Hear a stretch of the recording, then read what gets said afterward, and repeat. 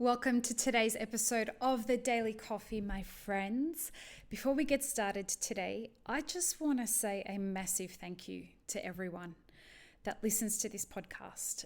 I cannot tell you how mind blown I have been by the support and by the comments that I'm receiving, typically via private message on social media. It's really awesome. Thank you. It's very validating to hear all your stories and to hear how inspired you are and to hear how motivated you are to champion your own success. And that's what this podcast is for, is to inspire you to your own greatness. And I'm super chuffed. That's a good thing for anyone who doesn't speak Australian or isn't from the UK. I'm super chuffed that this is a platform that's inspiring that in our community. So on to today's topic of the podcast. It is the value of cupping beyond just the coffee. Today's episode is inspired by a cupping that I went to earlier today at Steady State Roasters in Carlsbad. I went with one of my sales guys, Channing Jones, and we tasted 9 delicious coffees. And I went knowing that I was going to have this podcast episode. And I went observing both with my Elixir hat on. We went there to taste some coffees because of a new direction that we're going to be taking, the Elixir Roaster of the Month kind of approach that we take to Elixir Specialty Coffee. And I also went with my Map It Forward hat on because I wanted to observe what the point of these cuppings are for a business owner like Elliot. Elliot Renecki is the owner of Steady State. And I wanted to see what benefits Elliot gets out of it, as well as what benefits the people that are coming to the cupping get out of it. And I know the benefit I'm getting out of it as a business owner that's going to taste, 9 different coffees. Now, some of them were delicious. A couple of them weren't to my liking. And some of the things that I liked, other people hated. And some of the coffees that other people hated, I was drooling over. The diversity on the table was something that I saw as a plus. But beyond the coffees, what's the amazing thing about cuppings? Like, what do we get as a community out of cuppings? Let's look at it from the business owner's perspective. Right towards the end of the cupping, I noticed, and Elliot advertises on Instagram, he does this cupping every single week at the same time, every Thursday at 1:00, and his customers know about it. And it was about 1:30, and a customer walked in and he said, "Am I too late?" And he was dressed in a suit, and he said, "Am I too late?" And we, Elliot said, no, come in. And you saw that this customer walked up to the shelf where all the coffees, the roasted coffee bags were on offer. And he said to Elliot, "Are any of these coffees that are on this shelf on the cupping table?" And Elliot said, "All of them are." And so he said, "Great, which one's which?" And Elliot just said to him, "Just cup them all blind, and then we'll see which one you like the most, and then we can talk about which one you want to buy." The guy tasted all the coffees, picked his favorite one, and he put them in order. He said, "I like this one, I like this one, I like this one." Elliot was able to go back to the shelf, say to him, "Well, this is this one. You cup the one, your favorite was the most expensive one. And then the other ones there, these are those two." He picked up one of the bags and then just went straight to the counter, bought it. He said, "I'll be back next week." So that was just such a great win for Elliot. And apparently this happens regularly with this customer. He chooses the coffee he's going to have for the week straight from the cupping. He knows it's happening every Thursday. He comes, cups the coffees, and he's a suit. He's not one of us. He's not from the industry. It's his weekly practice. So that's one of the wins for a cafe owner of doing this. And Elliot hasn't been doing it for too long. And there were maybe 10 of us at this cupping. And of everyone that was there, Channing and myself were the only two coffee professionals that were there. The rest of them were people from his community, his customers.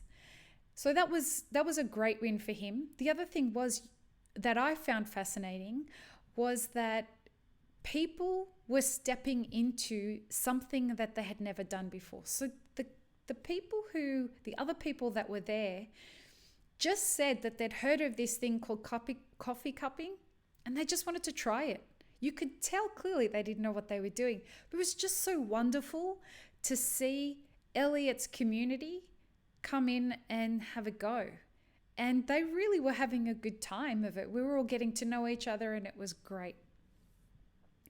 What do you get out of it as someone who is a coffee professional, though, that isn't an owner of the business? What do you get out of turning up to one of these cuppings?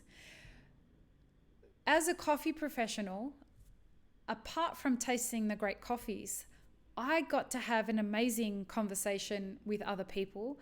I also got to have an amazing conversation with the owner of the business in a way that I would never have gotten access to if we weren't in that situation. Granted, Elliot's one of my best friends here in San Diego, and I can pick up the phone and call him anytime, and we speak very regularly. But if this wasn't the case, and it was just a business that I heard they had a cupping going on and I went to that cupping, it would give me the opportunity to have a one-on-one conversation with another coffee professional that I wouldn't typically get the opportunity to do. And that's really valuable when you want to build your network. It's valuable when you want to learn more about the way that people are treating coffee and what they're doing with it, and if they're trying different roast techniques and how they're sourcing those coffees, which is something I'm really excited about at the moment, because the direction we want to take Elixir in is that our featured roaster of the month is going to transition from being about the roaster to being about the coffee farm. So we're going to have a featured coffee farm of the month every month now, so that the elixir that you're going to buy off our website is going to be more focused on the story of the farm and that particular coffee and its journey throughout that harvest, so that we can help people understand in our community, because the Elixir specialty coffee customers are not specialty coffee professionals. It's the general public, and we've fashioned that audience that way. And we want to help educate them about relationship to buying and specialty coffee. There's that word again, specialty coffee. But we want to educate them about why they should support businesses who have direct relationships with the farm, and that's the way that they purchase coffee. And so this is why we're moving the business in that direction. And as someone going to a cupping, it gives me the opportunity to have a conversation with the roaster and get an understanding of how they approach their buying philosophy. And is this someone that I want to support, and how can we work together? So beyond what the coffees taste like, it's giving me an insight into this business owner's, the heart of their buying philosophy, and are they being genuine, or are they feeding me the usual shit that everyone uses? You know, the buzzwords of community and direct trade and, responsibly sourced, etc., etc. What do you mean by that? What does specialty coffee mean to you? Is it just the score? Do you care about what's going on at the farms? How do you know this stuff? When you tell me that this is paid for fairly, how do you know that? Well, I can tell you that the coffees that were on the table, Elliot was able to tell me which of those coffees he went to the farm and sourced. He could tell me about the farmer. He could tell me about the water that was used. He could tell me the plots. He could tell me the soil. He could tell me about the farmer and his team. And for me, that's the coffee that I decided to buy, because I want to be able to relay that story to my customers. And I'm proud to help support that buying practice. And I'm making a responsible choice. And as far as I'm concerned, I'm making a responsible choice in going ahead and supporting that supply chain. So what do the people who are working for the company that is putting on the cupping get out of it? So we've talked about what the employer that's putting, or the business owner that's putting the cupping on, what they get out of it. We've talked about what the people who are showing up to the cupping are getting out of it. But what about the people who are working for the company that's putting on the cupping? First of all, it's a sense of pride. It's a sense of pride to be there watching people enjoy the coffee that's being experienced. It's a sense of pride that people want to come and experience this. And there's nothing more lovely than knowing that you've made an employment choice, that other people support the brands that you've chosen to represent. And it's just a lovely feeling to watch the employees of that company feel and look really proud to be working for Elliott and Steady State Roasters. And me as a friend watching that, I feel really proud and happy for my friend that he's got staff that are proud to be there watching other people enjoy the coffees. And the other thing was they were able to then turn around at that cupping, and as I was leaving, I bought a batch brew, and they were able to say to me, "Oh, this is the batch of the coffee that was your second favorite on the table." And to me, that was everything. That's customer service. They were able to extend their ability to show customer service and hospitality to me in a way that they wouldn't have been able to before. They learned a little bit about me that they're going to be able to bring back every time they have an interaction with me at their cafe. So they're the things that we can take away from a public cupping, whether we're the owner of the business and the roastery that's putting on the cupping, whether we're people just turning up to cuppings, or we're people who are observing the cupping as either helping out or just being bystanders for the cupping of the company that we're working for. Two things.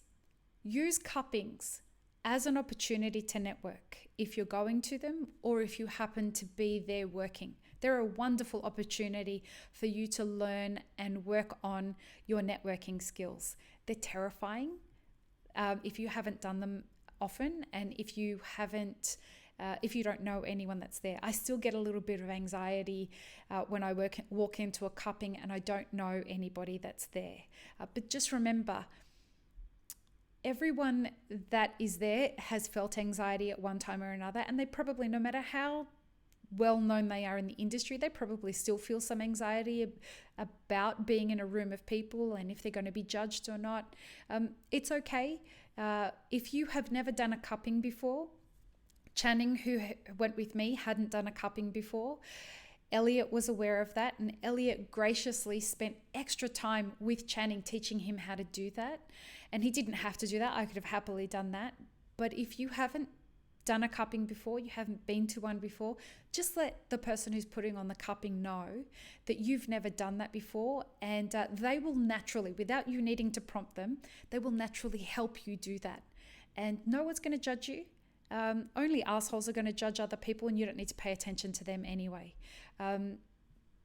I would encourage you to ignore like the high-pitched slurping that goes on and all of that. Don't laugh at it. Don't make fun of it. Remember, you're going to be a professional and you're going to learn how to be comfortable in those environments. And the other thing is, I encourage you to go to cuppings for companies who you know the coffee is not going to taste great. Not only is there going to be an opportunity to network there, but it's going to give you an opportunity to improve your palate. It's going to give you an opportunity to understand what other people's coffee tastes like. And if you're a roaster, this is an extra important thing for you to do, because you're going to go out there and taste what other people's roast profiles are going to be tasting like.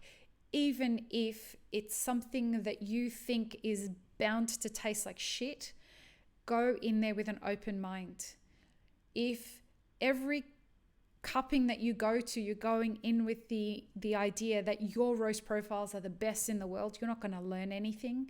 And we want you to keep an open mind and an open heart to every opportunity to grow and to challenge your thinking and to be inspired, because that is what you should be taking away from all of this. On that note, Have an amazing rest of your day, guys. Happy cupping. Enjoy everything that you're drinking out there and take from it and learn from it. Be kind to each other. Peace, love, and peanut butter.